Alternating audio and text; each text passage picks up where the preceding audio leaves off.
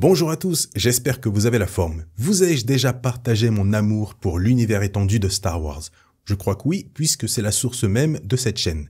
J'ai toujours adoré l'univers étendu, qu'il soit canon comme maintenant, ou Legend comme avant. Cette partie de l'univers Star Wars nous livre des histoires magnifiques, comme des histoires vraiment pourries. Bien heureusement, plus de bons que de mauvais, dans le canon comme dans le Legend. Mais il existe aussi et surtout des histoires très peu connues du grand public, comme celle que je vais vous raconter aujourd'hui. Une histoire autour d'Obi-Wan Kenobi et Darth Maul que vous n'avez en grande partie jamais vu ni lu, à part sûrement pour certains anciens. Alors, déjà en termes de cohérence, cette histoire ne se cale nulle part. L'histoire coince à cause de la présence d'un très gros poids lourd de l'époque qu'on nomme The Clone Wars. Vous allez très vite comprendre. L'histoire se déroule 3 ans après l'épisode 3. Tout commence paisiblement sur la planète Tatooine. On y retrouve Owen Lars et son très jeune neveu, Luke Skywalker, au crépuscule. Alors âgé de seulement 3 ans, Luke ne parle pas encore vraiment. Owen tente donc de lui apprendre certains mots pour faciliter son apprentissage de la langue. Tattoo 1 et Tattoo 2, les soleils jumeaux de Tatooine, se couchent peu à peu à leur tour, tandis que Luke commence à fatiguer. Mais alors qu'Owen regarde au loin, il entend, mais surtout aperçoit quelque chose de très sombre qui approche à grande vitesse vers la ferme. Il prend naturellement ses jumelles pour mieux voir et s'aperçoit rapidement que cette sombre chose dessine une silhouette de quelqu'un ou quelque chose se dirigeant bien à grande vitesse vers eux. Owen appelle donc rapidement Beru et lui demande de vite lui rapporter son fusil. Cette dernière paniquée pense que ce sont des Tusken, mais Owen met en avant un doute sur ça pour la simple et bonne raison qu'il ne voit qu'une seule silhouette, alors que les Tusken ont pour habitude d'être en groupe lorsqu'ils attaquent. Il ordonne rapidement à Beru de prendre Luke et de rentrer. Une fois la silhouette assez proche, Owen lui hurle en lui demandant tout simplement ce qu'il fait ici. Mais la silhouette continue sa course comme si de rien n'était. Owen le menace donc avec son fusil en lui disant de se stopper immédiatement et de lui montrer ses mains. Mais rien n'y fait, la silhouette ne s'arrête pas. Vu que rien ne marche, Owen ouvre le feu.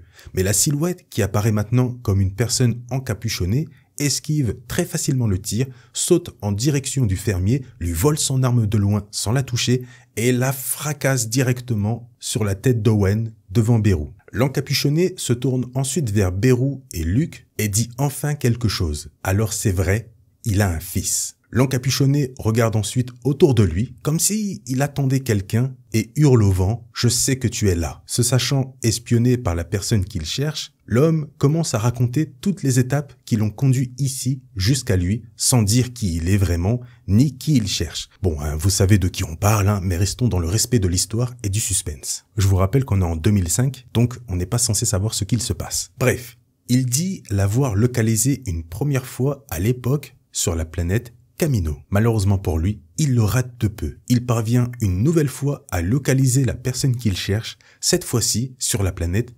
Geonosis, un jour après la guerre des clones sur la planète. Mais encore une fois, il rate de très peu la personne qu'il cherche. Il retrouve sa trace quelques années plus tard sur la planète volcanique Mustafar. Là-bas, il repère un cadavre démembré et entièrement brûlé. À ce moment-là, il se dit que c'est peut-être la personne qu'il cherche. Mais finalement, il n'y croit pas et se remet en chasse. Il réussit à avoir des infos sur un événement très important sur l'astéroïde Polis Massa. Là-bas, après avoir tué le personnel médical, il repère dans le journal médical des infos comme quoi la personne qu'il cherche est bien passée par ici. En reprenant ses recherches, il retourne sur Tatooine où il repère un vieux brocanteur toydorien. Ce dernier, sous la menace et avant d'être décapité, lui donne un nom précis qu'il a ensuite amené là où il est. En gros, grâce aux infos trouvées sur Polis Massa, il a découvert la naissance de Luke, son nom, mais surtout sa destination. C'est là, parmi le vent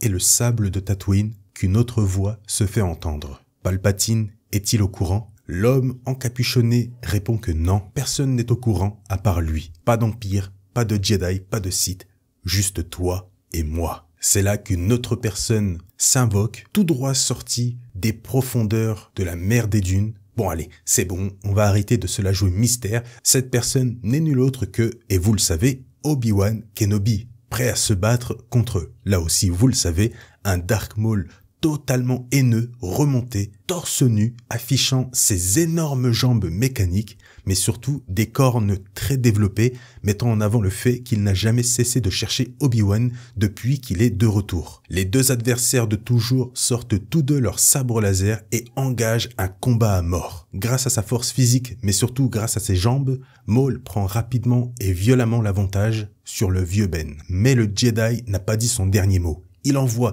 rapidement un gaucher dévastateur en plein dans la face de l'ancien Sith, tellement puissant qu'il lui casse plusieurs cornes. Obi-Wan se met ensuite en position d'attaque et fonce sur Maul pour l'achever, tandis que Owen reprend ses esprits aux côtés de Beru et Luke. Le combat fait rage entre les deux meilleurs ennemis, mais Obi-Wan prend rapidement l'avantage de la force. Avec son sabre laser, il coupe sans aucune difficulté le sabre de Maul, plus son bras gauche. Slang! Mais grâce à sa haine, Maul dégage violemment Obi-Wan à l'aide de ses jambes. Ah, je vous l'ai dit, on est vraiment sur un combat à mort. Un combat de gladiateurs. Et alors que Maul attrape une partie de son sabre laser coupé, Obi-Wan se redresse rapidement et retourne près de Maul avant que ce dernier puisse réagir. L'ancien Jedi pointe son sabre laser en direction du crâne de l'ancien Sith. Aucun des deux ne bouge, ni ne parle. La prochaine action sera fatale pour l'un ou pour l'autre si personne ne réagit. Obi-Wan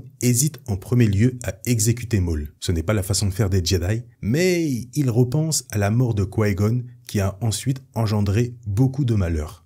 Tout ça à cause de Maul. C'est donc clair dans l'esprit d'Obi-Wan. Alors qu'il est à deux doigts d'appuyer sur le bouton d'activation du sabre laser, Maul se fait éteindre par un tir de blaster en pleine tête tiré par Owen. Comme ça, d'un coup, l'ancien Sith meurt sur le coup. Après un silence, Obi-Wan dit à Owen qu'il va emporter le corps en dehors de la mer des dunes pour le brûler à la manière des Jedi. Le vieux Ben tente de voir si Luke va bien, mais Owen le dégage rapidement en lui disant de ne jamais revenir vers eux, comme il sait si bien le faire. L'ancien Jedi lâche un dernier regard sur le jeune Luke Skywalker et disparaît avec le corps de Maul dans la mer des dunes en disant qu'il ne sera jamais loin. Fin de l'histoire. Alors, vous avez aimé? Personnellement, je trouve quand même l'histoire un peu tirée par les cheveux, notamment sur le délire comme quoi Maul est passé à un cheveu à chaque fois d'attraper Obi-Wan en allant sur Kamino, Mustafar, etc.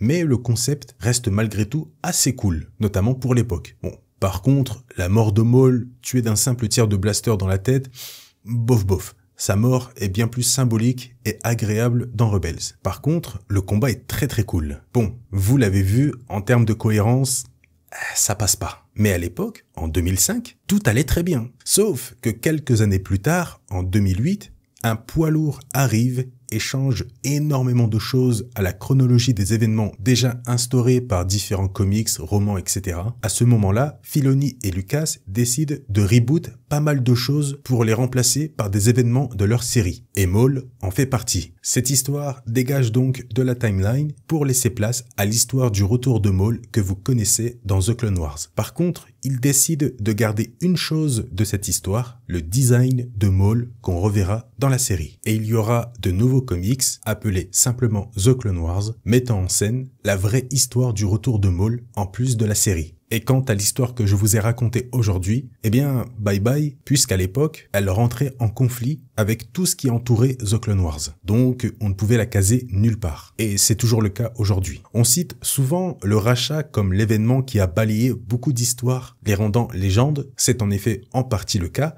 Mais sachez qu'en 2008, avec l'arrivée de The Clone Wars, c'était aussi le cas avec certaines histoires qui étaient complètement remplacées ou changées. Mais ça, peu en parlent, je ne sais pas pourquoi. Donc, si vous le souhaitez, je pourrais en faire une vidéo pour vous expliquer l'impact énorme qu'a eu The Clone Wars sur la timeline Star Wars de l'époque. Pour l'instant, on se laisse là-dessus. J'espère en tout cas que vous avez su apprécier l'histoire racontée dans cette vidéo. Si c'est le cas, on n'oublie pas le petit like, ça aide à développer la chaîne et les vidéos et ça récompense le travail fourni. Je compte sur vous, le commentaire pour le référencement et me donner votre avis sur cette histoire. Vous l'aimez bien? Vous ne l'aimez pas? Pourquoi? L'espace commentaire est à vous. Sur ce, je vous souhaite une très bonne journée ou une très bonne soirée. Prenez soin de vous et à la prochaine.